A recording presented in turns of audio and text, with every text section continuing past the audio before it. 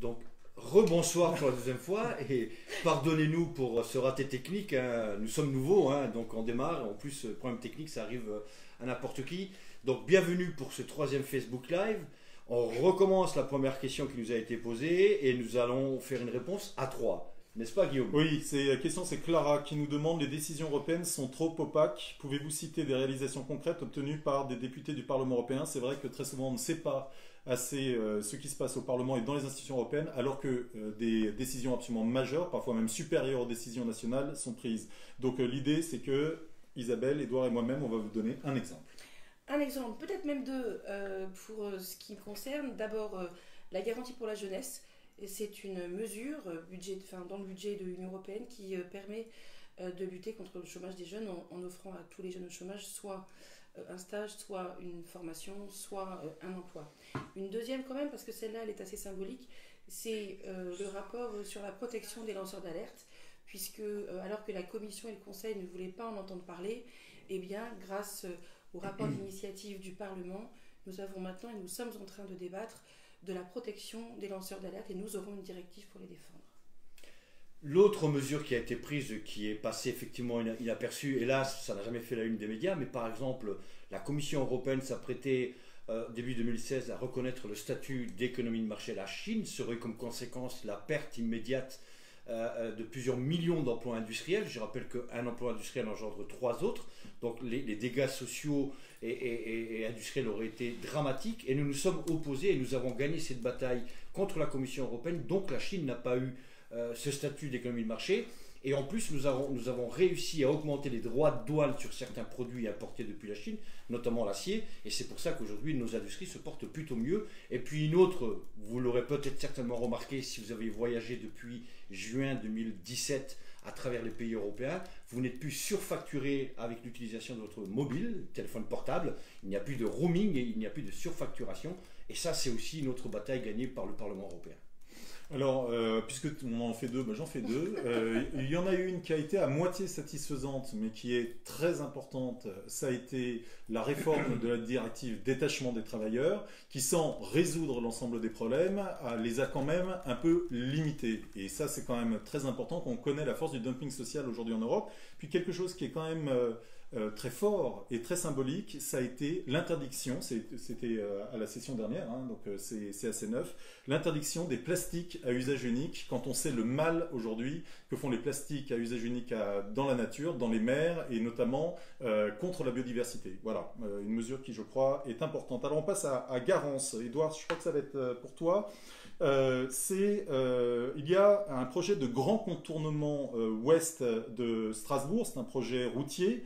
Les partisans disent notamment que c'est parce qu'il y a trop de voitures et une congestion automobile aujourd'hui à Strasbourg, mais on sait que de grands problèmes sont posés, notamment en termes écologiques, mais pas seulement par ce grand contournement ouest. Donc la question c'est, les militants et militantes anti-GCO se mobilisent depuis plusieurs semaines à Strasbourg, et il y a une grève de la faim absolument qui dure aujourd'hui depuis 24 jours.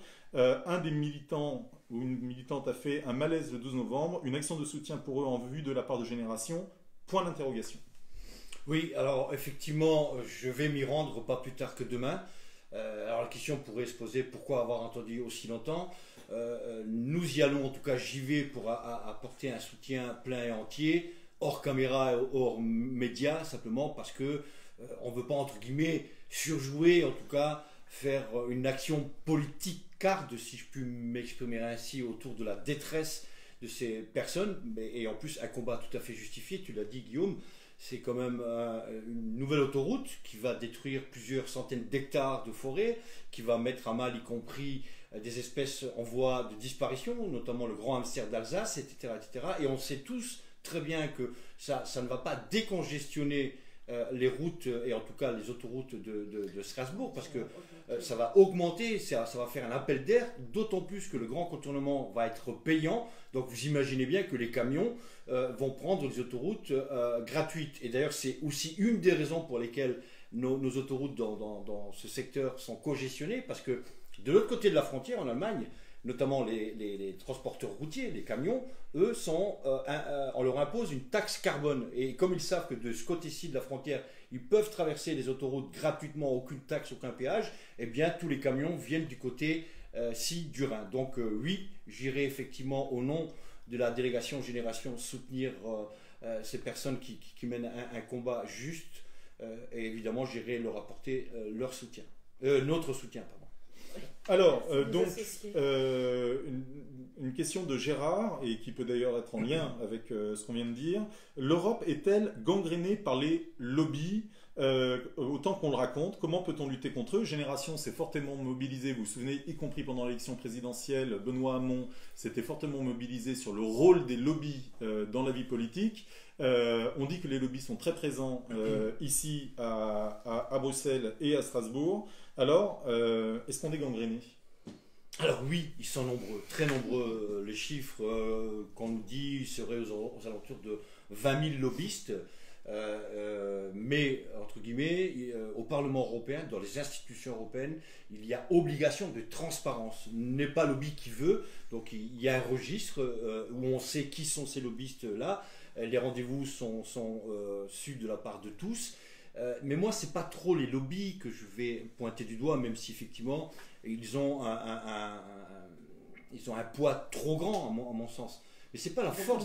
Beaucoup de moyens aussi, effectivement. C'est des grosses sociétés, ils ont une armée de lobbyistes, de personnes qui travaillent pour effectivement défendre l'intérêt des entreprises qu'elles représentent. Mais c'est surtout la faiblesse des politiques que moi je condamne. Parce que, évidemment, qu'on écoute ces lobbyistes-là, mais personne ne nous oblige à être derrière eux, à défendre leur cause. Nous sommes suffisamment grands, j'espère, du moins. Nous sommes suffisamment libres aussi, j'espère, pour pouvoir voter en toute conscience et ne jamais oublier pourquoi on est là et pour qui nous sommes là. Et nous avons été élus par les citoyens européens et le rôle d'un député européen, c'est de défendre les citoyens européens. Donc, la suite de la question, c'est comment peut-on lutter contre eux? En ne les écoutant pas, parce que le lobbying, j'ai presque envie de dire, le lobbying c'est comme le cholestérol, il y a le bon et le mauvais. Quand nous recevons WWF dans nos bureaux, lorsque nous recevons des associations qui luttent pour les droits des femmes, lorsque nous recevons des associations qui luttent pour la nature, pour le développement durable, ce sont aussi des lobbyistes. Donc en notre âme et conscience, on se fait une idée politique en fonction de ce que nous écoutons, de ce que nous voyons et surtout de ce que nous croyons. Mais encore une fois, moi je condamne la faiblesse des politiques et pas la force des lobbies. Tout à fait. Alors Nadia nous demande pourquoi avoir ouvert la liste de Génération aux citoyens. Donc je veux tenter de répondre à cette question. Alors la première chose que je voudrais dire, c'est qu'on l'ouvre aux citoyennes et aux citoyens. Je le dis parce que moi je n'ai pas accès à cette liste aujourd'hui de candidats parce que je me suis porté candidat moi-même et c'est bien naturel. Mais ce qu'on me dit, c'est que il y a une disproportion très forte entre les candidatures hommes et les candidature femmes. Et donc c'est un appel là, que je lance aux citoyennes de ce pays, aux membres de Génération, mais au-delà, voilà, de déposer leur candidature. Hein. Il n'y a pas de raison qu'il y ait autant d'hommes et si peu de femmes.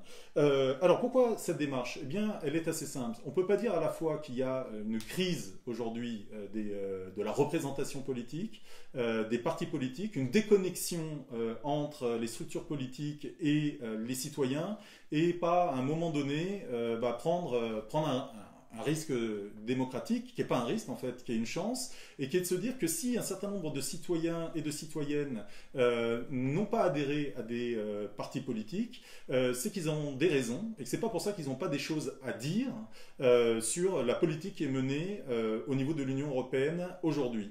Voilà, donc c'est l'idée d'aller chercher des gens qui peut-être n'auraient pas adhéré à un parti politique, mais qui, là où ils sont, font des choses qui sont extrêmement intéressantes, portent des expériences, portent surtout des solutions, parce que c'est ça que l'on attend, venant de certains territoires, de certaines activités citoyennes, écologiques, sociales, économiques, j'ai déjà dit, civiques. Et c'est ça le sens de ce que nous lançons. Et d'ailleurs, de ce qu'on dit, c'est un certain succès, parce que je crois que il y a déjà plus d'un quart aujourd'hui des gens qui se sont portés candidats, qui ne sont pas membres de Génération. Évidemment, il faudrait que ça aille au-delà.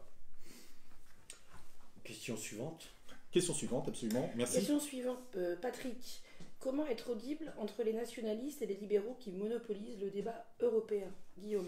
Alors, de ce point de vue-là, d'abord, je ne suis pas si certain qu'ils monopolisent autant le débat européen que ne l'a voulu, par exemple, le président de la République, Emmanuel Macron. En fait, on l'a déjà dit 100 fois, donc on va revenir vite là-dessus. Les nationalistes et le nationalisme ne vient pas de rien.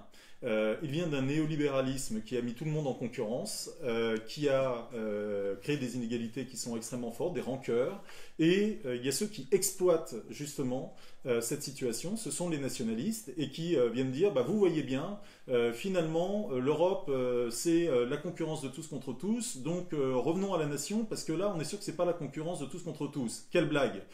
Comme si nous n'avions pas nos grands patrons en France qui exploitent nos salariés, comme si nous n'avions pas du néolibéralisme en France, indépendamment de ce qu'est la politique européenne. Rien n'obligeait Emmanuel Macron à faire les réformes du marché du travail qu'il a faites. Il pouvait tout à fait dire que bah, lui, non, ce n'était pas sa décision. Alors, comment exister? Eh bien, tout simplement déjà en ayant des éléments de projet à énoncer.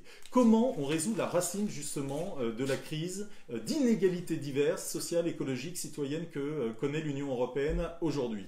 Et je crois qu'il faut affirmer hautement un certain nombre de solutions. C'est qu'il faut mettre fin aujourd'hui à ce néolibéralisme échevelé. Comment? D'abord en limitant le libre-échange ou en tout cas en donnant des règles qui sont des règles sociales et écologiques au commerce international. C'est ce que tu as dit tout à l'heure quand tu parlais du statut d'économie de marché de la Chine. Ensuite, en ayant une véritable action budgétaire, on en parlera tout à l'heure sans doute avec des questions qui ont été posées à Isabelle, mais bien au-delà, comment on crée un véritable plan d'investissement vert qui fait une nouvelle donne aujourd'hui écologique et sociale sur le territoire et qui accompagne les transitions nécessaires vers le nouveau modèle sans casser j'allais dire, le social, et au contraire, en donnant des opportunités d'égalité et de justice sociale supplémentaires. C'est aussi, évidemment, en s'attachant que démocratiquement, il y ait des évolutions qui soient des évolutions fortes, et on en proposera. Oui, il faut remettre en cause les traités, et il faudra les changer, mais on ne peut pas attendre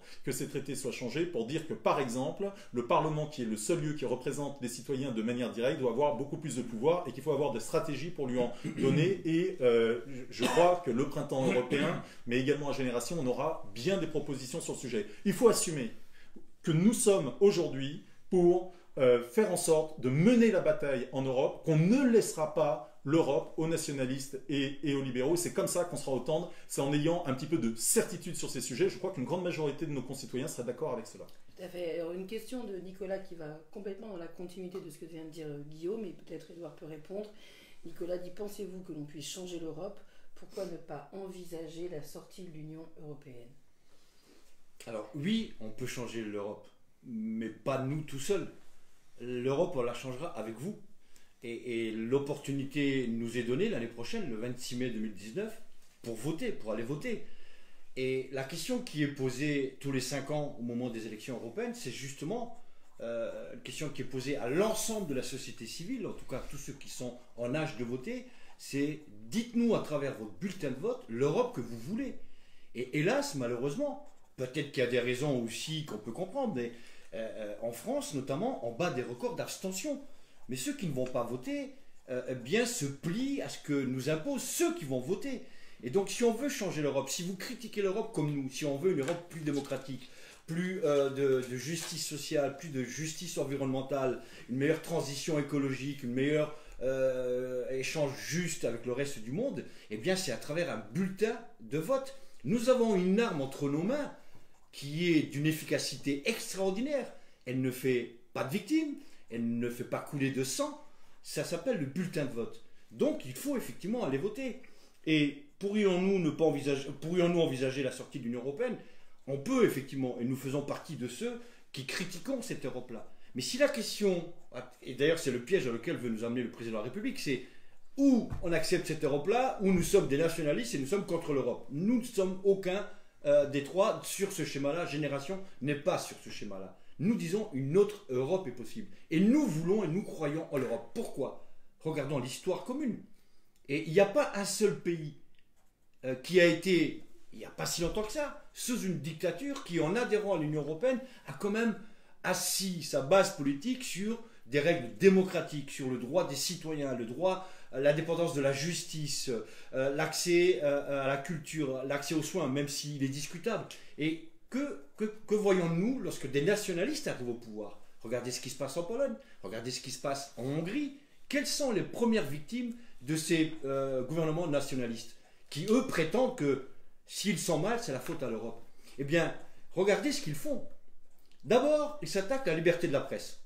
Ensuite, ils s'attaquent aux ONG, aux syndicats. Ensuite, ils s'attaquent à la justice. L'indépendance de la justice est terminée. Les procureurs et les juges sont nommés par le gouvernement. Donc, s'ils sont nommés, ils peuvent aussi être destitués. Donc, les premières victimes des nationalistes, ce sont les citoyens eux-mêmes. Donc, attention de ne pas tomber dans le piège là et de croire que tout seul, entre nous, on sera mieux. Parce que si des nationalistes français arrivent au pouvoir en France, eh bien, je suis sûr, nous sommes sûrs, qu'ils auront exactement les mêmes attitudes. Donc, la liberté, l'indépendance de la justice, la liberté de la presse, la liberté de pouvoir voyager, de pouvoir s'organiser en association ou en syndicat, tout ça, ça sera remis en cause comme ça l'est en Hongrie et donc aussi en Pologne.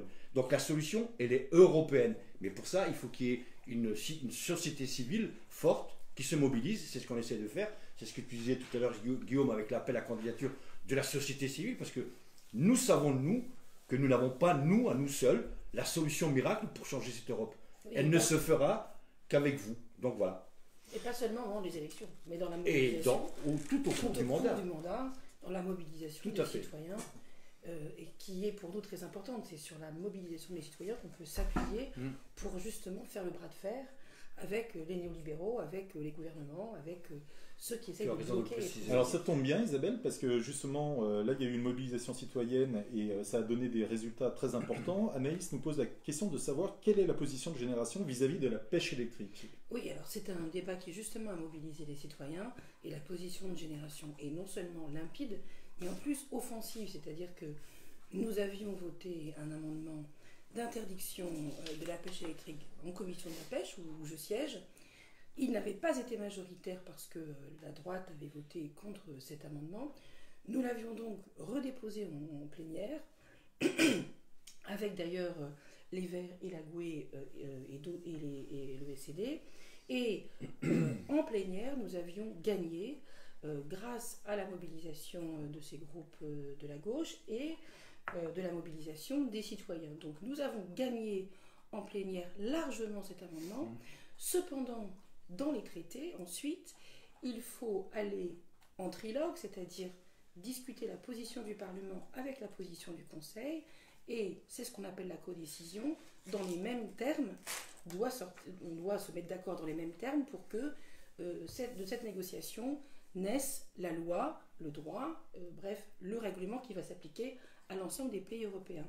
Or, aujourd'hui, nous sommes en trilogue et le Conseil bloque, c'est-à-dire le Conseil ne veut pas bouger parce que justement les lobbyistes, notamment les néerlandais, qui trichent sur l'interdiction de la pêche électrique, puisque jusqu'à présent, il y avait une autorisation marginale de 5% dans les textes, mais les pêcheurs, l'industrie de la pêche néerlandaise avait monté cet engin de pêche à 22% de la flottille aux Pays-Bas.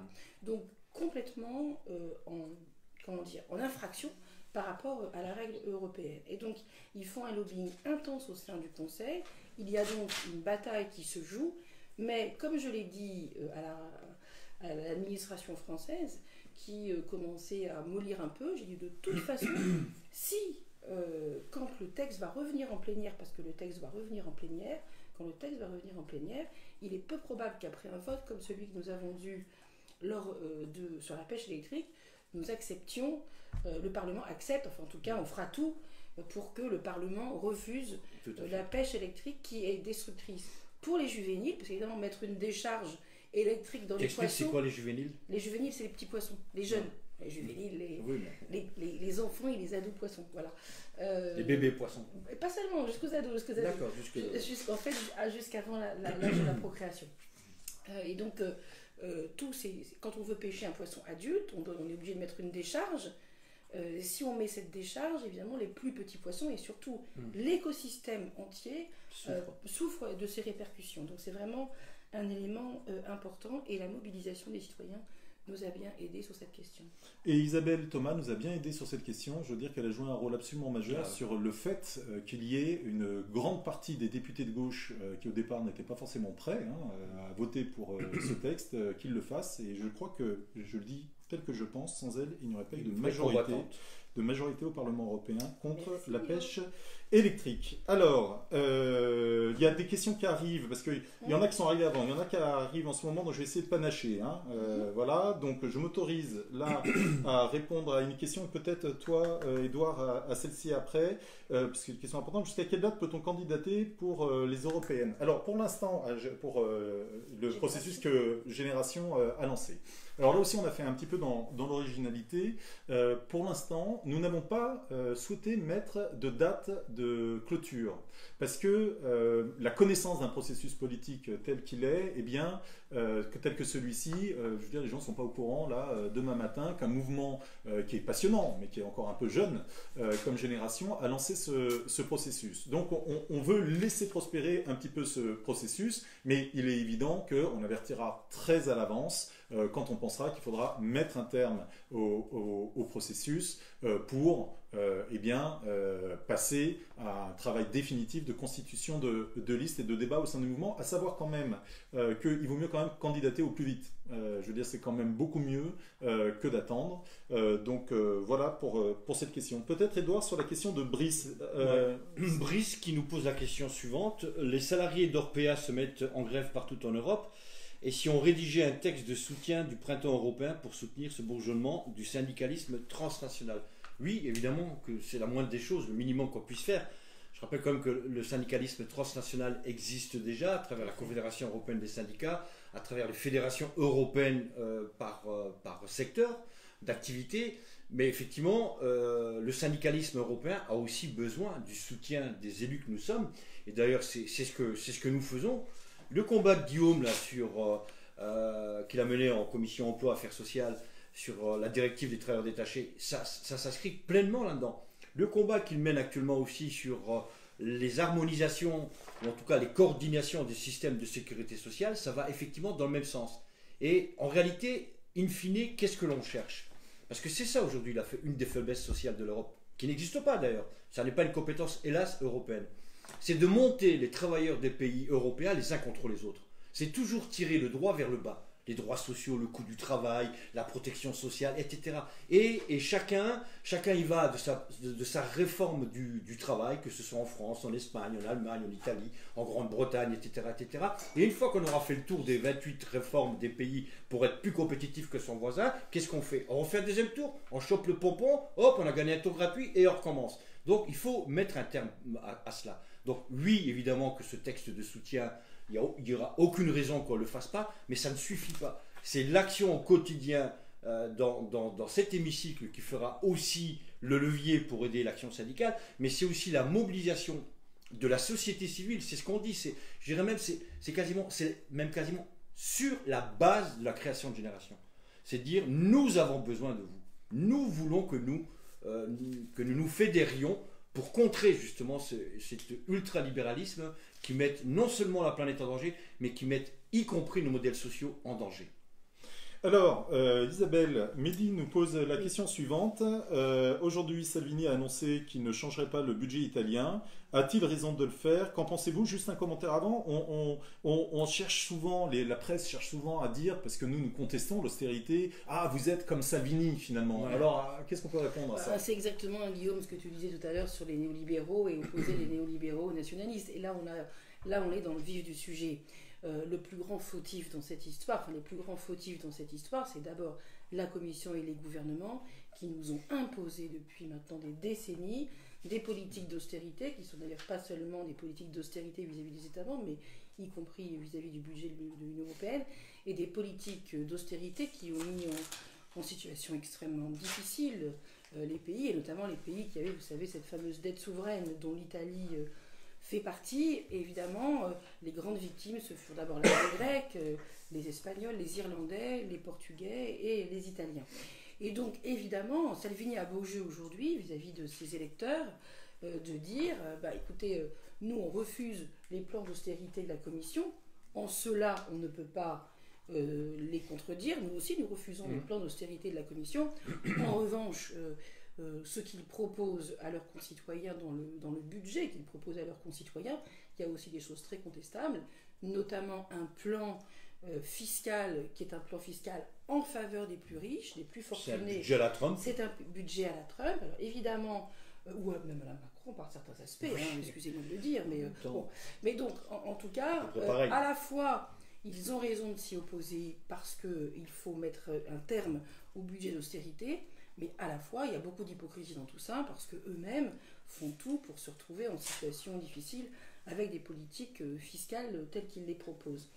Donc à la fois, à la fois, nous ne pouvons que partager pas le bras de fer, mais en tout cas la position anti-austérité, mais à la fois, il ne faudrait pas que Salvini sorte vainqueur de cette bataille, et de ce point de vue, la Commission est complètement ridicule, parce qu'elle a lancé un bras de fer avec l'Italie, dont elle n'a même pas vu qu'elle serait de toute façon perdante. Si elle canne sur le budget du gouvernement italien, elle apparaîtra comme nulle, faible, et finalement ayant cédé à l'Italie, alors qu'elle n'a jamais cédé à la Grèce, qui était dans une situation beaucoup plus forte sur le plan démocratique, puisqu'il y a eu un référendum en Grèce qui a refusé le mémorandum de la Troïka.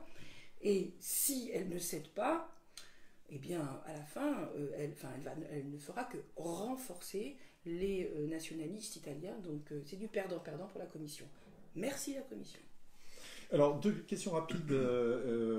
Combien de candidatures avez-vous reçues et quel pourcentage de femmes? Sur quels critères seront choisis les candidats de génération? Alors, je le répète, étant candidat à la candidature, je ne participe pas à la commission électorale qui est composée d'un tiers du conseil des membres, d'un tiers de gens du pôle Europe eux-mêmes non candidats et un tiers de membres du collectif national. Donc ils travaillent, ils ont eu une première réunion. De ce qu'on m'a dit, c'est qu'ils ont justement commencé à travailler sur la proposition des critères sur lesquels ils avaient travaillé, qui sont évidemment la parité complète, la question de la représentation sociologique, les profils en termes de gens intéressants dans le sens où ils font des choses qui sont emblématiques de ce qu'on souhaite pour l'Europe et de la corrélation notamment avec le message que nous voulons porter, la diversité dans toutes ses acceptions évidemment, et voilà, je crois que, mais je ne peux pas vous dire là à cette heure beaucoup plus. De la même manière, je n'ai pas le nombre exact, je sais qu'il y a plus de 400 candidats, il y en a peut-être même plus maintenant parce que ça date un peu, plus de 400 candidates et candidats qui se sont aujourd'hui donc portés candidats, et je crois que le pourcentage de femmes est vraiment pas assez haut. On doit être autour de 30%, je crois simplement de femmes, de ce que j'ai entendu, mais en tout cas je me renseignerai et je vous en dirai plus. Mais cette question quand même de la faiblesse aujourd'hui des candidatures féminines est un vrai point d'interrogation pour nous, de comment faire que les femmes aient envie de s'engager. Alors, des fois on les comprend, mais il faut dépasser ça, quoi. Ouais, c'est vrai que c'est pas simple. Il faut organiser la vie politique aussi autour. Alors, peut-être pour vous deux, une question, parce que ça touche à deux sujets qui sont les vôtres. C'est David qui pose la question: quelle est votre opinion sur l'homogénéisation des taxes et impôts en Europe? En premier lieu, là, ce serait pour les PME. D'ailleurs, c'est marrant parce que j'aurais pas pensé spontanément à cela.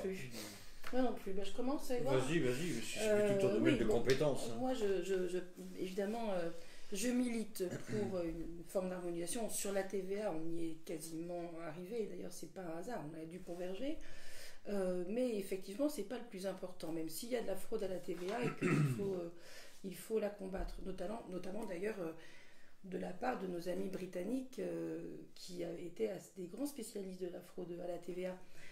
Mais évidemment, le plus important, c'est de combattre la fraude fiscale, notamment l'évasion fiscale, et notamment l'évasion fiscale de la plus grande évasion fiscale, le plus grand hold-up du siècle, qui est l'évasion fiscale des multinationales, puisque ce sont elles qui, de par leur cabinet de conseil et de par leur force de frappe et le fait qu'elles soient installées partout en Europe, profitent de la différence, notamment de l'impôt sur les bénéfices, impôt sur les sociétés, peu importe le nom, pour faire de l'évasion fiscale de facto. Et on cite souvent l'exemple, et je vous le donne, de Apple, qui est effectivement une grande, si dans les entreprises du numérique qui fait d'énormes bénéfices, qui est taxée pour tous les bénéfices en Europe à 0,005%. Donc, alors que le minimum normalement de la taxation des entreprises en Europe, c'est 10%. Donc là, on a un énorme problème parce que nous échappe à peu près 400 milliards par an, ne serait-ce que par le fait que l'assiette et les taux sur les entreprises ne soient pas harmonisés. Alors, on a voté au Parlement, on revient à la première question d'ailleurs sur les choses concrètes, nous on a voté au Parlement justement que l'assiette pour les entreprises de plus de 120... Alors, c'est pas les PME, hein, parce que c'est pas elles, je dis tout de suite, qui sont les fraudeurs de l'histoire. Les fraudeurs, mais c'est elles qui sont taxées. Mais c'est elles qui sont taxées. C'est-à-dire, elles, les PME, elles payent leurs impôts. C'est ça. La plupart du temps. Alors que les multinationales ne les payent pas. Et d'ailleurs, j'insiste pour dire, ce ne sont pas seulement les entreprises du numérique, contrairement à ce que raconte Macron. Ouais. Parce que ce soit Starbucks Café, que personnellement je boycotte, ou que ce soit McDonald's, ou que ce soit... même Total, ce sont les entreprises qui, justement, par leur force de frappe, par leur puissance, parviennent à éviter l'impôt qu'elles doivent payer alors qu'elles bénéficient des infrastructures, de la formation des jeunes, etc. Et donc, elles bénéficient finalement de tous les services publics, de toutes les infrastructures de l'Union européenne. C'est un peu fort de café. Donc ça fait partie des premières batailles à conduire, l'harmonisation pour les entreprises de plus de 125 millions de chiffre d'affaires, sur l'impôt sur les sociétés et pas d'abord pour les PME. Édouard, avant que tu dises un mot, parce qu'il y a un lien, il y a une question de Lucas pour toi sur Édouard Martin. Tu as fait en effet un soutien à Ascoval qui était très fort. C'est en lien. Hein. Quelle est la situation et qu'est-ce que les politiques peuvent faire pour changer ça? Excuse-moi, c'était juste pour que tu puisses répondre aux deux. Oui, très bien. Alors, pour corroborer ce que dit Isabelle, simplement, le Parlement européen, nous avons fait le job, entre guillemets. Ça ne suffit pas. Aujourd'hui, la balle est dans le camp du Conseil. Et on voit l'hypocrisie aussi des États. Et il faut, c'est aussi une des raisons, ce que tu disais, Guillaume, même si effectivement on ne peut pas attendre que ça, mais il faudra changer les traités et sortir de la règle de l'unanimité. Parce que sur les taxes, il faut effectivement une unanimité. Il suffit qu'un pays s'y oppose pour mettre à mal tout ce projet. Et regardez ceux qui ont écouté les déclarations d'Angela Merkel hier, et elle a changé 3 fois d'avis. C'est-à-dire qu'au départ, il y avait effectivement une position assez commune entre la France et l'Allemagne en disant effectivement il faut qu'on mette cette taxe au niveau européen, il faut arrêter le tourisme fiscal de ces multinationales. Et subitement, elle a changé d'avis.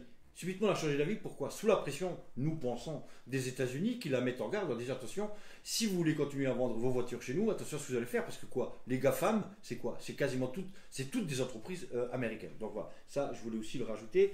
Sur la situation d'Ascoval, évidemment que je la soutiens parce que il fut un temps pas si lointain, je suis passé par là. Et je réitère avec force, et pas uniquement parce que je suis en colère, mais parce qu'il n'y a pas d'autre solution. S'il n'y a pas d'intervention d'État pour une nationalisation provisoire, je crains fortement qu'il n'y ait pas d'avenir pour cette industrie. Et pourtant, c'est une industrie hyper performante, hyper moderne.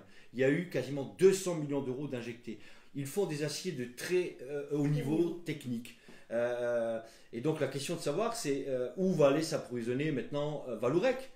Est-ce qu'il va aller s'approvisionner au Brésil ou ailleurs? Et si ce produit-là revient, que fait-on? Et puis, deuxièmement, moi je suis désolé de le dire aussi brutalement, j'ai un doute sur le repreneur potentiel Altifort. Altifort, c'est une entreprise qui vient de débarquer, qui n'a jamais été présente dans le secteur de l'acier, et qui vient en disant ok, moi je veux bien racheter, mais il faut me donner plein de millions.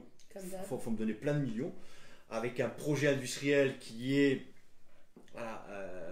boiteux, si je peux m'exprimer ainsi, et on ne sait pas quel va être, in fine, le débouché de ces produits-là. Et donc l'État devrait intervenir et dire on va nationaliser ce site-là, parce que c'est une entreprise qui nous est indispensable de par son savoir-faire et la compétence des salariés, le temps nécessaire, 6 mois, 1 an, 2 ans, de trouver un projet alternatif qui vaille, qui tienne la route, qui soit solide, qui conforte et l'entreprise et les emplois, voire même embaucher. Et ensuite, une fois qu'on aura pérennisé de manière durable l'avenir de cette industrie et de sa production et donc de son personnel, après, on vend à quelqu'un qui vient avec un projet. Voilà, ils ont 1 mois, je crois que c'est début décembre, pour trancher. Moi, je suis désolé, j'ai un doute très fort sur le plan qui est proposé par Altifor. Mais hélas, pour l'instant, il n'y en a pas d'autre. D'où l'intérêt pour l'État de nationaliser de manière provisoire. Et parce qu'on a le même sujet avec Alcoa en Espagne, une multinationale américaine qui produit de l'aluminium, qui ferme pour aller produire en Arabie Saoudite. Une production qui va revenir en Europe. Que va-t-on faire avec cette production? Et de deux, le gouvernement espagnol, vous comprenez, nous ne sommes pas un régime communiste, donc on ne va pas nationaliser. Mais il ne s'agit pas d'être un régime communiste. Il y a plein de pays qui ont nationalisé leur industrie, ou totalement ou partiellement. L'Allemagne, on se pose souvent la question, mais c'est quoi le secret du succès industriel de l'Allemagne? Eh bien, la prise de participation publique. Ils prennent des minorités de blocage pour éviter justement ce drame. Nous, depuis 40 ans en France, la seule politique industrielle qu'on nous a imposée, c'est de dire il faut privatiser. Et on sait très bien qu'un actionnaire, son seul intérêt, c'est de défendre les bénéfices qu'il va reverser en dividendes à ses actionnaires. Il n'a que faire, lui, de l'avenir du territoire, de l'intérêt de la France, de l'intérêt général, tout simplement. Et ça, c'est le rôle de l'État. Et là, l'État, M. Macron et M. Bruno Le Maire, vous êtes en train de faillir à votre mission première, qui est de défendre l'intérêt industriel de la France et les emplois qui vont avec. Bravo. Bravo Édouard, on va essayer de continuer après cette brillante intervention pour essayer de répondre. Si on organise une grève pour le climat, vous êtes dans la rue, et une autre, que pensez-vous des actions en justice faites par les citoyens contre ceux qui ne prennent pas de décision pour le climat? Alors, pour la première, tout d'abord, il faut savoir une chose, c'est qu'il y a des mobilisations maintenant récurrentes sur la question du climat. Il y a déjà eu 2 grandes mobilisations qui ont eu lieu et qui ont eu un succès qui a étonné. Je ne dis pas que c'est encore des millions de personnes dans la rue, mais c'est des manifestations qui ont marqué les esprits parce que d'abord, il y a eu beaucoup de simples citoyens qui étaient là. Il y avait des organisations syndicales, politiques, des ONG évidemment, mais il y avait beaucoup de gens avec leurs enfants tout simplement qui sont venus. Moi j'ai fait les 2 à Paris et c'était frappant de voir voilà, l'idée qu'aujourd'hui par la mobilisation citoyenne on allait se battre contre ceux qui ne font rien par rapport au climat. Alors que pensez-vous des actions en justice faites par les citoyens contre ceux qui ne prennent pas des décisions pour le climat? Il est vrai que dans la Constitution il y a le principe de précaution. Et donc, à partir de ce moment-là, si ce principe de précaution n'est pas respecté, on peut penser qu'il peut y avoir des actions en justice. Mais je veux le dire très simplement. L'action principale sur la question du climat, c'est une action politique résolue et un engagement citoyen résolu. C'est par le fait d'être majoritaire que nous arriverons à changer les choses. Les actions en justice, vous pouvez en avoir des tonnes. Si en face, vous avez une majorité politique qui vous est hostile, vous verrez que finalement, ça pataugera au bout d'un moment. Et pour cela, il faut être clair. Il faut une écologie qui soit une écologie qui parle au peuple tout entier et qui fasse notamment que les personnes qui aujourd'hui n'ont pas le choix, d'autre choix que de polluer, et encore ils polluent bien moins qu'un certain nombre de grandes entreprises, eh bien nous les aidons aujourd'hui pour pouvoir avoir les moyens de faire leur propre transition écologique, d'abord pour eux, parce que c'est d'abord eux qui sont victimes de la pollution. Donc une écologie qui est une écologie de partage, une écologie qui s'adresse à tous et pas une écologie qui serait réservée à quelques-uns. Et justement, Guillaume, si tu me permets, j'ai envie de répondre à Noémie. On te permet. Non seulement parce qu'elle a le prénom de ma fille, mais parce qu'elle pose la question, quel est le rapport sur qu'est-ce que le rapport sur le cadre financier pluriannuel porté par Isabelle Thomas et voté aujourd'hui au Parlement européen, à quoi ça sert? Eh bien justement, notamment, ça sert aussi à répondre de manière budgétaire parce que faire la transition écologique, faire en sorte que ce soit une transition qui soit partagée, qui ne soit pas, comme d'habitude, payée par les plus pauvres, qui ne soit pas payée par les plus pauvres, qui permette donc qu'il y ait des accompagnements de toutes ces mutations, et bien ça nécessite du budget. C'est bien le problème d'ailleurs de tous ces libéraux qui disent qu'ils vont faire de la transition écologique, mais qui ne la font pas, non seulement parce qu'ils sont sous la pression des lobbies, des multinationales, mais aussi parce qu'ils veulent, comme ils sont dans une logique austéritaire, ils ne veulent pas mettre un centime pour participer à cette transition écologique. Et donc, alors évidemment, le cadre pluriannuel, alors qu'est-ce que c'est d'abord? Vous avez raison de poser la question parce que c'est un nom un peu barbare. Moi, je baigne dedans, je dors avec, je mange avec, etc. Donc, mais qu'est-ce que c'est concrètement? C'est tout simplement les moyens financiers, c'est-à-dire le budget de l'Union européenne pour les années à venir. C'est ça le cadre financier pluriannuel, en fait, l'Union européenne, il n'y a pas véritablement un budget annuel. Il y a un budget annuel, mais qui est encadré, contraint par un budget pluriannuel. Et évidemment, du coup, il dure 7 ans et au moment où on va le décider, c'est très important puisque ça nous engage dans la durée, même s'il y a des processus de révision. Donc c'est ça qu'on a voté aujourd'hui. Et là, on a voté très clairement sur la base d'un bras de fer avec le Conseil. Pourquoi ? Parce que ce budget de l'Union européenne, comme je le disais tout à l'heure à propos d'austérité, il n'a cessé de diminuer. Pour vous donner quelques chiffres, dans les années 90, ce budget représentait 1,24 de la richesse européenne, puis 1,14 de la richesse européenne, puis 1,1. Et aujourd'hui, la proposition de la Commission, c'est 1,08 de la richesse européenne. Et même ce que disait la ministre hier, qui était sur les bancs du Conseil, la ministre autrichienne, elle disait, elle, que ça serait autour de 1%. Donc ça veut dire que l'austérité, elle est aussi dans le budget de l'Union. Et c'est là où ça coince, et c'est là où le Parlement ça coince, parce qu'évidemment, par exemple, ce que je vous disais tout à l'heure, le programme contre le chômage des jeunes, ou même le programme pour le changement climatique, ou bref, toutes les priorités de l'Union européenne ne pourront pas être financées. Et donc on a décidé, le Parlement a décidé dans une très large majorité, puisqu'il y a les Verts, le SED, la droite, etc. Enfin oui, voilà, la droite, évidemment pas la droite nationaliste et europhobe, mais on a décidé de faire le bras de fer avec la Commission et avec le Conseil, enfin plus avec le Conseil, plus avec les gouvernements, pour dire ça n'est plus possible. Il faut casser l'austérité du budget de l'Union européenne.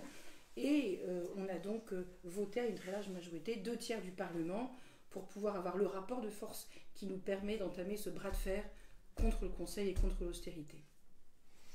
Alors, et pour la première fois, pardon, c'est une contre-proposition, chiffrée programme par programme.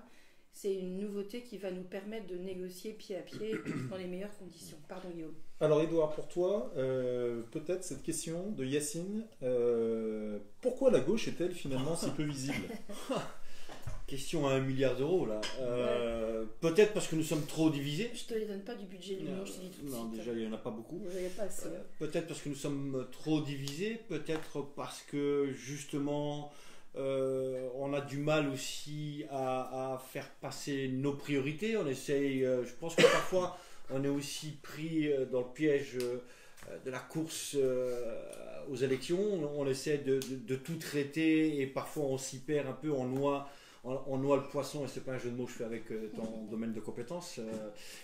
Et je pense qu'il faut qu'effectivement qu'on se cible des priorités. C'est ce qu'on essaie de faire. Évidemment que tout est important, mais il faut se fixer des priorités. Et nous, en tout cas, on se les a fixées, les priorités. Premièrement, c'est la lutte contre le réchauffement climatique.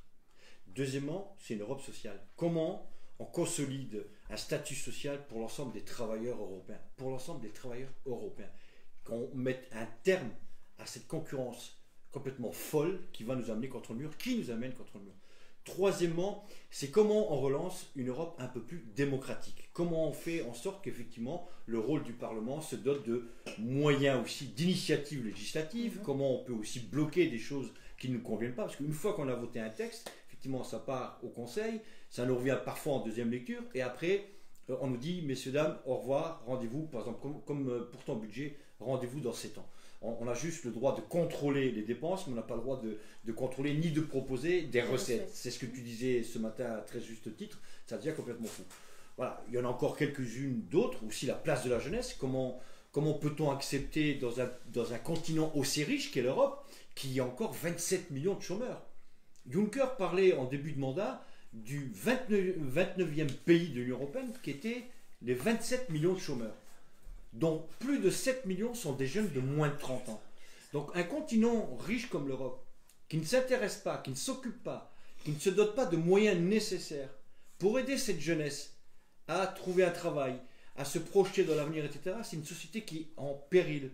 Et donc le Conseil, la Commission ne peuvent pas se plaindre justement de la montée de ces nationalistes-là. Et c'est là-dessus, effectivement, qu'ils en font leur creuset, et en disant, regardez, c'est la faute à l'Europe. Et nous ne sommes pas pour dire ça, nous sommes pour dire une autre voie est possible. Mais pour ça, il faut effectivement, le budget, c'est indispensable. À titre de comparaison, les États-Unis, le budget fédéral, c'est quasiment pas loin de 30% du PIB, si je ne me trompe pas. Et nous, avec 1%, on voudrait qu'on puisse tout faire. C'est pas possible. Pourquoi? Parce qu'on laisse trop de place, effectivement, au monde de la finance, aux multinationales qui, elles, dictent leurs lois. Eh bien, il faut renverser cette charge et faire en sorte que le pouvoir revienne à ceux qui n'auraient jamais dû quitter, à savoir vous, donc les citoyens européens. Alors, Sally nous pose une question. Elle dit, vous êtes beaucoup concentré sur l'écologie et l'économie, mais il y a aussi d'autres sujets. Bien sûr. Quelle approche sur la lutte contre la radicalisation et le terrorisme, y compris l'extrême droite, dans la radicalisation, le terrorisme? Quel projet pour les zones défavorisées, tant urbaines que rurales? Je pense qu'il y a un lien, évidemment, entre les deux. Alors, premier élément, je crois, qui est très important. Vous savez, moi j'ai enseigné 17 ans, c'est mon métier, j'ai enseigné en banlieue parisienne. Il y a des racines aujourd'hui à la question de la radicalisation, il y a évidemment de multiples causes. Il y a des causes, c'est vrai d'abord, qui viennent d'investissements de pays étrangers qu'on a laissé complaisamment faire. Et c'est une réalité. Et notamment le rôle joué par exemple par les pays du Golfe. Dans les banlieues françaises, on a mis un mouchoir là-dessus tout en criant après à la radicalisation parce que quand même c'était des gens riches, donc il fallait ça. Et ça, je crois que c'était vraiment quelque chose qui leur vend des armes. Donc ce que je veux dire, c'est qu'il faut arrêter l'hypocrisie de ce point de vue-là. Quand on vend des armes à des pays qui en fait financent des fondations religieuses qui instillent la radicalisation, il faudra déjà que nos propres États soient cohérents. Ça, c'est le premier élément. Le deuxième élément, c'est que, et là ça nous regarde tous, là, je veux dire, qui voulons changer la société, il y a une concurrence idéologique. C'est aussi qu'il faut que nous soyons en capacité de fournir des projets qui soient plus enthousiasmants que ces radicalisations mortifères. Et de ce point de vue, dire de manière optimiste, oui, nous croyons fondamentalement en l'être humain. Nous sommes profondément humanistes parce que nous pensons qu'il peut reprendre le pouvoir sur le cours de sa vie. D'abord en assumant l'égalité fondamentale entre les êtres humains. Ensuite, en disant qu'il y a un respect intrinsèque à avoir pour soi et pour les autres de l'environnement et donc de résoudre cette crise écologique. Et enfin, puisque nous sommes à égalité, eh bien que nous pouvons décider ensemble et que donc la démocratie elle doit être défendue pied à pied. Il y a un enthousiasme à retrouver aujourd'hui sur ces sujets, mais de manière renouvelée, pas comme avant. C'est-à-dire qu'il faut proposer des solutions nouvelles, c'est ce qu'on essaye aujourd'hui de faire. Et notamment, pour quel projet pour les zones défavorisées, tant urbaines que rurales, nous voyons bien le problème. Le néolibéralisme a mis tout le monde en concurrence. Et il a mis les très grandes villes, notamment avec ces zones-là. Alors, le décrochage, oui, il se fait souvent et il amène les gens au désespoir. C'est pour ça que nous défendons beaucoup, notamment avec le printemps européen, mais c'était une idée qui était déjà, j'allais dire, dans les têtes, un grand plan d'investissement au niveau européen. L'Europe, elle n'est pas endettée, vous savez. L'Europe, elle aurait des moyens aujourd'hui pour financer de l'investissement dans la transition écologique, des activités économiques renouvelées, dans le fait de créer des emplois qui sont des emplois nouveaux, durables, de la protection sociale et notamment de la culture. L'Europe, c'est aujourd'hui le bon échelon. C'est ce que redoutent les libéraux. Les libéraux n'en veulent absolument pas. Et c'est pourtant ce qu'il faut absolument faire. C'est ce pourquoi on se bat. C'est même l'idée centrale que nous portons aujourd'hui à travers le printemps européen. Isabelle. Oui, parce que, désolé Sally, on essaye de répondre aux questions qu'on nous pose. Et donc il y a deux questions qui peuvent être groupées en une, celle de Thierry et de Catherine.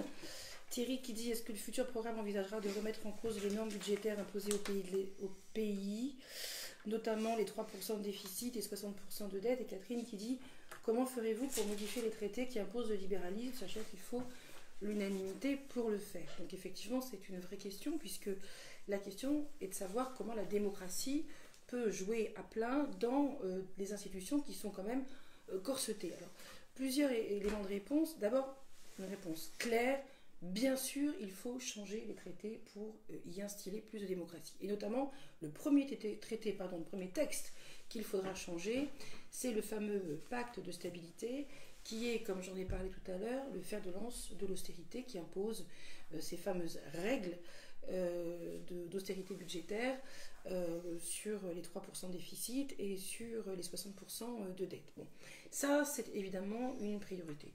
Cependant, il y a, et je le dis parce que je m'en suis rendu compte moi dans ce mandat, il y a le texte, il y a la loi, et puis il y a la façon dont on l'utilise, et on a bien vu que sur le déficit, c'est un petit peu à géométrie variable, c'est-à-dire que parfois la Commission accepte des choses de certains pays qu'elle n'accepte pas de d'autres. Donc il faut malgré tout, je prends l'exemple de la concurrence libre et non faussée qui m'avait moi amené à voter contre le traité constitutionnel en 2005, considérant que la concurrence ne pouvait pas être au sommet de la hiérarchie des normes, puisque justement elle permettait, Guillaume connaît bien le sujet, cette concurrence déloyale liée à la liberté de circulation des travailleurs, et elle permettait la concurrence fiscale par exemple.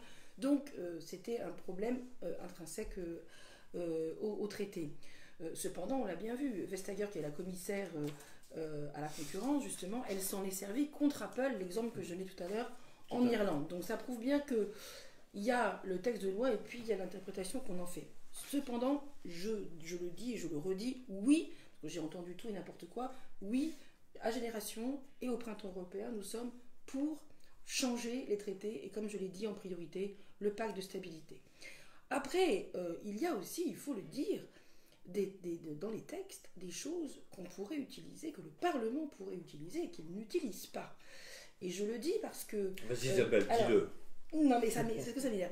Je vais dire, il y a de ce fait des moyens d'action qui sont beaucoup plus que dans la Constitution de la 5e. Je veux dire, le plus corseté des parlements dans toute l'Europe, ce n'est pas le Parlement européen, ce n'est pas le Bundestag, c'est l'Assemblée nationale française qui, dès qu'elle n'est pas d'accord avec le gouvernement, se fait taper sur les doigts, menacer de dissolution, etc., etc.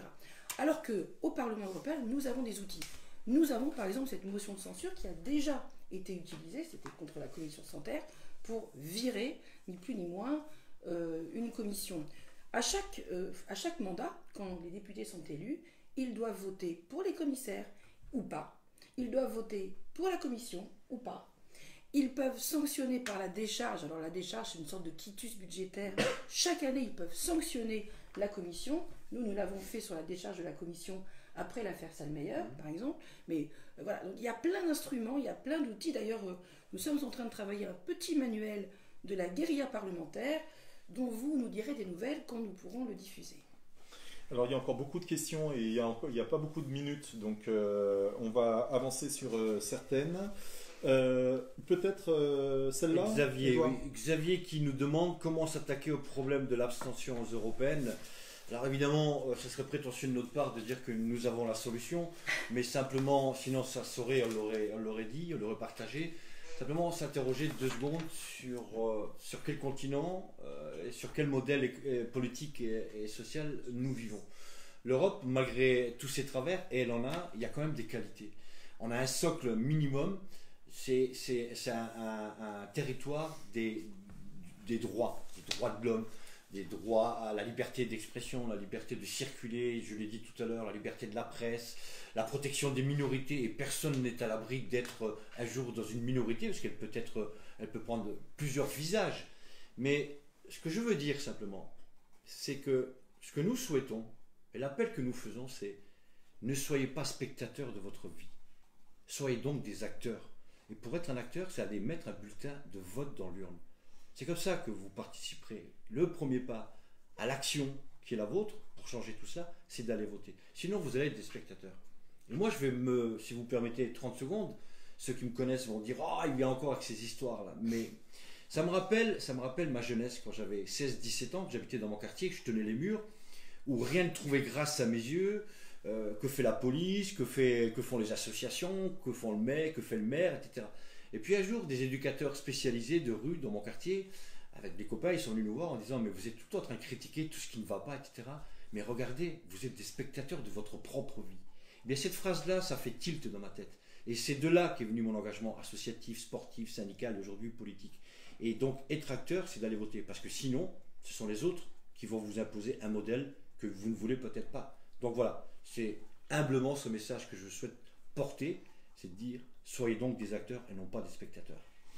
Alors, quel avis, Gilbert, je vais tenter de répondre à la question, quel avis sur les gilets jaunes, l'écologie punitive pour les plus démunis, la récupération politique? Alors là-dessus, nous avons une position qui est extrêmement claire. Qu'il y ait aujourd'hui une révolte contre la duperie écologique du gouvernement, parce qu'elle n'a rien d'écologique, est absolument normale.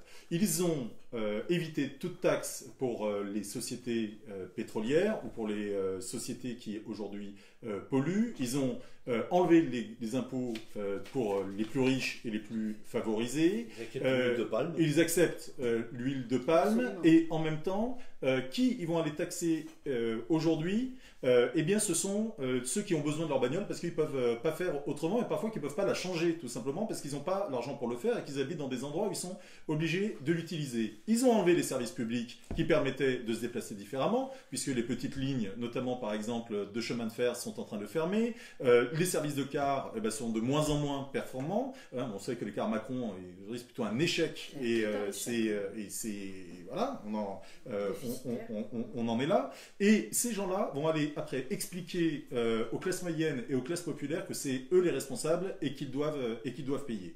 Ça, c'est absolument inadmissible, notamment quand on sait que l'argent récolté ira dans sa très grande majorité à toute autre chose que l'écologie, mais en fait au budget général de l'État. Et donc, de ce point de vue-là, on comprend absolument la colère. Mais la colère, elle doit aussi ne pas être instrumentalisée par ceux qui veulent non pas faire les poches financièrement, mais les poches électoralement de cela. On pense par exemple à Monsieur Wauquiez qui va aller manifester ce jour-là, le 17 novembre, alors que toute la politique qu'il prône est une politique encore plus libérale, est une politique qui favorise encore plus les riches, qui a la haine de la redistribution des richesses, qui a la haine du service public. On voit bien là que c'est pas possible. Madame Le Pen, la millionnaire qui connaît absolument rien aux classes populaires et qui aujourd'hui va venir donner des leçons sur la protection de ceux qui, je pense, elle n'a jamais croisé, peut-être dans le Thalys un jour quand elle y venait et elle venait pas. Donc je ne vois pas aujourd'hui comment ces gens-là peuvent s'interpréter comme étant, j'allais dire, les porteurs de solutions. Or, ce mouvement-là des Gilets jaunes, on le voit de ce point de vue-là, est très pluriel et on voit bien qu'il y a ces forces qui essayent aujourd'hui cette récupération. Donc nous, ce que nous voulons, c'est être porteurs de vraies solutions. C'est pas simplement instrumentaliser la râlerie pour avoir des bulletins de vote, mais c'est au contraire dire, c'est ce qu'on essaie de faire depuis tout à l'heure, qu'il y a un projet à apporter. Et d'ailleurs, moi j'aurais terminé là, puis après on fera une question chacun pour chacun d'entre vous et puis on finira. Pour répondre là tout de suite à une autre question, vous êtes l'alternative, c'est gentil Romuald, la plus cohérente, pro-européenne, mais stratégiquement l'alliance avec ELV semble évidente. Avez-vous fait une croix dessus? N'est-ce plus envisageable? Et à quoi sert l'Europe si c'est pour se livrer une concurrence aussi féroce? Je mets les deux en même temps parce que je trouve ça drôle. Nous avons toujours été ouverts à l'alliance avec ELV. Toujours. Nous avons toujours proposé cela. Moi, je me le rappelle puisque j'ai dit dans un journal que nous étions absolument ouverts à faire liste commune. Mais le problème, c'est que l'appareil politique de ELV a choisi de fermer la porte.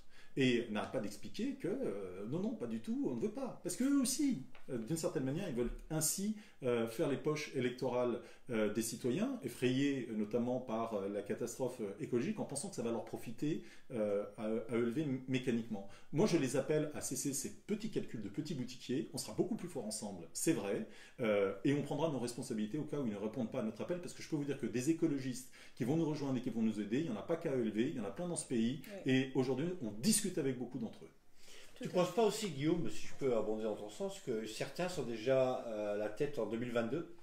C'est possible, moi tu sais. Ils ont sauté une élection. La question, parce qu'il y en a tellement sur la table, laquelle moi je prends celle-ci, tiens, allez, hop. Et tu vas-y. finis, Edouard? Oui, il faut me donner une question. Moi. Il y en a un. Donc, moi je prends celle-ci, alors on va encore me reprocher de faire de l'économie. Gilbert, que fait la Banque européenne et à quoi sert-elle pour une Europe sociale? C'est une excellente question que j'ai choisie. Parce que, effectivement, normalement, à l'origine, je dirais, la Banque centrale européenne, elle avait pour mission, et c'était d'ailleurs un des problèmes de cette banque centrale, qui était simplement de contrôler l'inflation. C'est-à-dire faire en sorte, ça c'était une demande typiquement allemande, traumatisée d'ailleurs par l'inflation de l'avant-seconde guerre mondiale, enfin de la crise avant la seconde guerre mondiale. Et donc l'obsession des Allemands qui avaient imposé ça à la BCE, à la Banque Centrale Européenne, c'était la mission de la Banque Centrale Européenne, c'est de contrôler l'inflation. Or, aujourd'hui, c'est plus tellement le problème. On a même eu des périodes de déflation. Et donc, la question, effectivement, c'est à quoi peut servir cette banque centrale? Or, on sait aujourd'hui qu'elle peut servir à plein de choses, notamment, alors bon, c'est un terme un peu plus rare, le quantitative easing, mais elle peut produire de la monnaie pour faire tout autre chose. Et d'ailleurs, dans le programme du printemps européen, parmi les éléments de financement, je ne dis pas que c'est le seul, la question de la fiscalité, j'en ai parlé tout à l'heure, évidemment pèsera de tout son poids, mais un des aspects, une des possibilités, un des outils de financement, c'est justement produire de la monnaie pour financer des projets, pour financer le changement climatique, la transition écologique, parce que là, nous allons avoir besoin, si l'on veut justement que ce ne soit pas des paroles en l'air, nous aurons besoin d'un investissement massif. Et ce que propose le printemps européen, c'est 500 milliards de financement pour la transition écologique. Très bien, merci Isabelle. Dernière question, donc, j'ai eu l'honneur d'ouvrir ce débat et je vais avoir l'honneur de le clore. C'est une question de Ludo qui nous demande comment faire pour apporter son aide au mouvement. Ah, très bonne question. Mon cher Ludo, et puis tous ceux qui nous écoutent, même ceux qui ne nous écoutent pas, mais on compte sur vous pour faire en sorte que ça se sache. Ça diffuse. C'est de venir nous rejoindre. Et de venir nous rejoindre, pas forcément à travers une cotisation, une adhésion. Alors si c'est ça, c'est bien aussi quand même. C'est bien aussi. On se calme là. Mais évidemment que c'est bien. Mais je veux dire, on n'en fait pas un impératif. Ce qu'il faut, c'est être un de plus à défendre ces idées-là, un de plus à aller rejoindre des collectifs qui voient le jour un peu partout à travers le territoire national et qui, pourquoi pas, demain à travers le territoire européen, être beaucoup plus à défendre cette vision de l'Europe. Il y a un comité à Varsovie. Évidemment, tout ça, ça existe. Donc voilà, on compte sur vous. Vous voyez, nous sommes trois députés, mais organisés. Nous avons, même si parfois on a des problèmes techniques, vous l'avez remarqué en commençant ce Facebook Live, et d'ailleurs on ne vous en voudra pas, à notre chère équipe qui se donne un mal de chien pour que ça soit une véritable réussite et pas uniquement le Facebook Live, l'ensemble de nos positionnements politiques, parce que sans eux, sans nos équipes, sans elles, donc nous ne serions pas grand-chose. Donc voilà, venez nous rejoindre, Génération, vous allez voir, c'est le top, c'est canon. Et je l'ai déjà dit, mais je le répète, il y a la place pour tout le monde. On ne fait pas d'ostracisme. En tout cas, nous tenons, Guillaume, Isabelle et moi-même, à vous remercier d'avoir été encore une fois aussi nombreux à nous écouter. Je vous souhaite une bonne fin de soirée et puis rendez-vous au mois de décembre. C'est la session de décembre. La session de décembre. C'est vers le 11 décembre, je crois. Et moi, je 12 décembre. Et moi, je vous donne un dernier rendez-vous. Ah oui, le 6 décembre, on fera un grand meeting à Paris au Cirque d'hiver qui sera l'entrée en campagne en fait de Génération par ses propositions pour les élections européennes. Et vraiment, venez au maximum, venez nombreux. Je pense que ça va être vraiment très bien. Merci beaucoup. Merci Bonne chef. soirée.